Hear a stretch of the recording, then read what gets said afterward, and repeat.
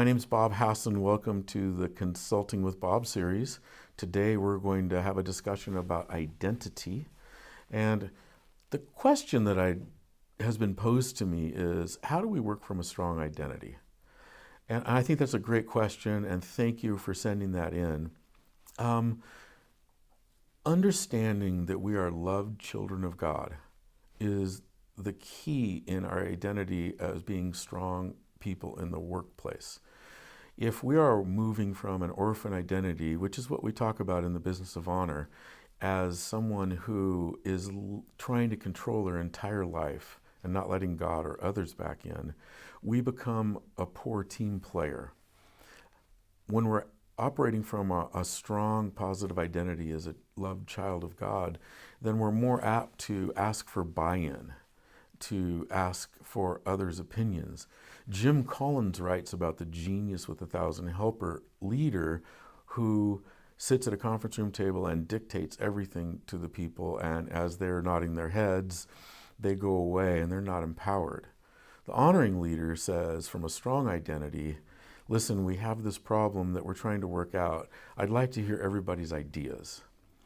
I think we would all agree that that is the type of workplace that we would like to work at.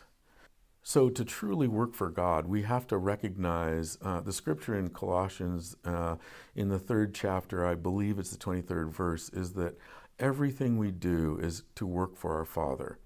When we recognize that, then our whole mindset shifts when we're having problems with our boss or our employees or our vendors or our customers. We recognize that really the one we're trying to please is our Father, and positionally, if we recognize that we're loved by Him, then it allows us to make easier decisions.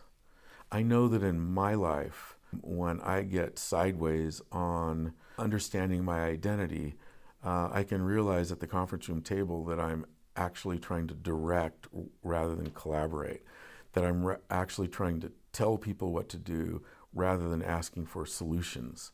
So if you find yourself exhibiting that type of behavior, you might just take a second and go back to the Father and say, Lord, I recognize that I am loved in your identity, that I'm your beloved son or daughter, and that positionally I'm looking to you, not towards all these situations or circumstances that I'm looking at. Thanks so much for tuning in, and thank you for this question. And if you have any other questions, you can go to bobhassan.com, or you can find me on Instagram or Facebook, and shoot us a message that you either like this or that you have a question. Have a great day, and I'll talk to you next time.